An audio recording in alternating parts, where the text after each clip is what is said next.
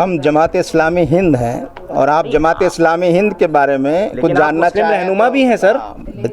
जमात इस्लामी हिंद क्या है वो पूछना चाहें तो हम बता सकते हैं। जमात इस्लामी हिंद के बारे में आप क्यों कराएं? लेकिन पीएफआई एक ऐसा संगठन है कि जिस बैन की जो मेंटलिटी है उस मेंटलिटी को हम हुकूमत उसको डेमोक्रेसी और कॉन्स्टिट्यूशनल वैल्यूज़ के ख़िलाफ़ समझते हैं। नायब अमीर हैं जमात इस्लामी हिंद के, उन्होंने साफ लफ्ज़ों में कहा कि किसी भी तंजीम पर इस तरह के बैन की हम निंदा करते हैं, लेकिन कई सवालों से इंजीनियर सलीम बचते भी नजर आए।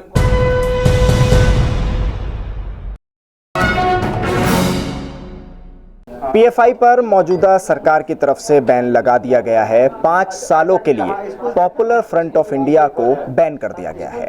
कहा यह गया है कि पीएफआई पर टेरर फंडिंग, देश तोड़ने की साजिश और मुल्क को ख़त्म करने की साजिश, और उसी के साथ साथ प्रधानमंत्री नरेंद्र मोदी की जान को ख़तरा। आप जानते हैं फुलबारी शरीफ से जो डॉक्यूमेंट्स बरामद हुए थे उसमें ये तमाम चीज़ें थीं, और उसी के साथ 2047 में पीएफआई चाहती थी कि देश को मुस्लिम राष्ट्र बनाए। इन तमाम चीज़ों के बाद 5 साल का बैन पीएफआई पर लग चुका है। हालांकि जमात इस्लामी ने इस पूरे मामले पर तफसीली बयान अपना जारी कर दिया है, लेकिन इंटरव्यू हमें आज मिल रहा है, इसलिए तफसील से बात करेंगे। हमारे साथ मौजूद हैं इंजीनियर मोहम्मद सलीम साहब, जो कि नायब अमीर हैं जमात इस्लामी हिंद के। इंजीनियर साहब, सबसे पहले आपसे जानना चाहता हूँ कि पीएफआई आपकी नज़र में क्या है? पॉपुलर फ्रंट ऑफ इंडिया, उसको कैसे देखते हैं आप? क्या चीज़ है वो? एक देखिए, आज की हमारी प्रेस कॉन्फ्रेंस जो थी उसमें हमने 4 इश्यूज़ हमने बयान किए थे। एक सुप्रीम कोर्ट की तरफ से एबॉर्शन के मसले पर एक अहम डिसीजन आया है जिसको हम मॉरली गलत समझते हैं। ख़वातीन पर ज़्यादतियों का मसला हमने उठाया है। इसी तरह से मुल्क में 2 अक्टूबर को जो है इंटरनेशनल नॉन वायलेंस डे के तौर पर जो है ऑब्ज़र्व किया जाता है। हम मुल्क में चाहते हैं कि अमन हो, शांति हो, भाईचारा हो। और चौथा ये कि जो इकोनॉमिक सिचुएशन है हमारी, उसमें जिस तरह से तेज़ी से गिरावट आ रही है, रुपए की वैल्यू तेज़ी से घट रही है और इसके ज़रिए से और ज़्यादा मुश्किलात पैदा होने वाली हैं, इन इश्यूज़ पर हमने अपना स्टैंड रखा है। जहाँ तक आपके पहले सवाल की बात है, उस पर हम अपना पूरा स्टैंड वाज़े तौर पर बयान कर चुके हैं, और वो ये है कि बैन की जो मेंटलिटी है उस मेंटलिटी को हम हुकूमत उसको डेमोक्रेसी और कॉन्स्टिट्यूशनल वैल्यूज़ के ख़िलाफ़ समझते हैं। और हम ये समझते हैं कि इस तरह से किसी ऑर्गेनाइजेशन को बैन करना, इल्ज़ामात वगैरह तो हुकूमत ने लगाए हैं और उस पर अदालत में जो भी होगा वो तय होंगे, लेकिन यह कि हम इस बैन की मेंटलिटी को कंडेम करते हैं। लेकिन मैंने आपसे सवाल सलीम साहब ये किया कि पीएफआई क्या है, क्योंकि एक लंबे समय से काम करती चली आ रही है एक तंजीम। ठीक है, अब उस पर जाकर बैन हो गया। आपने एक बार और प्रेस कॉन्फ्रेंस की थी, सालों पहले एक मामला और सामने आया था जिसमें बैन की बात उठ रही थी, उस पर भी आपने तफसील से बात रखी थी। लेकिन मैं ये जानना चाह रहा हूँ कि आप क्या देखते हैं पीएफआई को? है क्या पीएफआई? किस चिड़िया का नाम है? हम जमात इस्लामी हिंद हैं और आप जमात इस्लामी हिंद के बारे में कुछ जानना चाहें। रहनुमा भी हैं सर।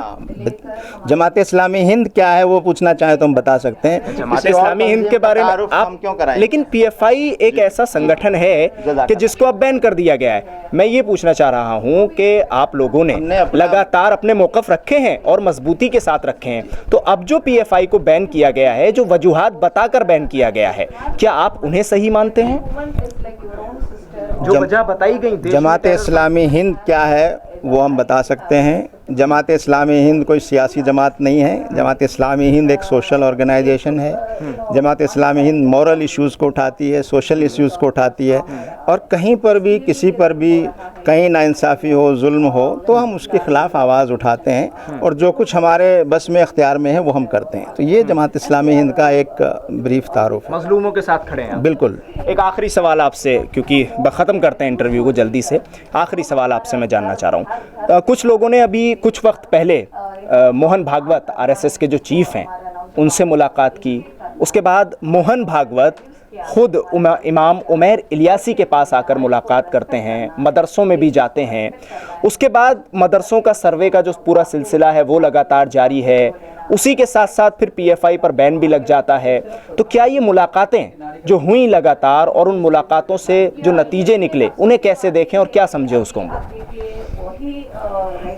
देखिए, आपने बहुत सारी चीज़ों को एक साथ मिला दिया है। एक एक करके मैं तो ये समझता हूँ कि हमारा मुल्क जो है वो बहुत अलग अलग नज़रियात और मज़ाहिब के मानने वालों का मुल्क है, और हम शुरू से कहते रहे हैं कि इस मुल्क में आपस में एक दूसरे से बातचीत होनी चाहिए, डायलॉग होना चाहिए।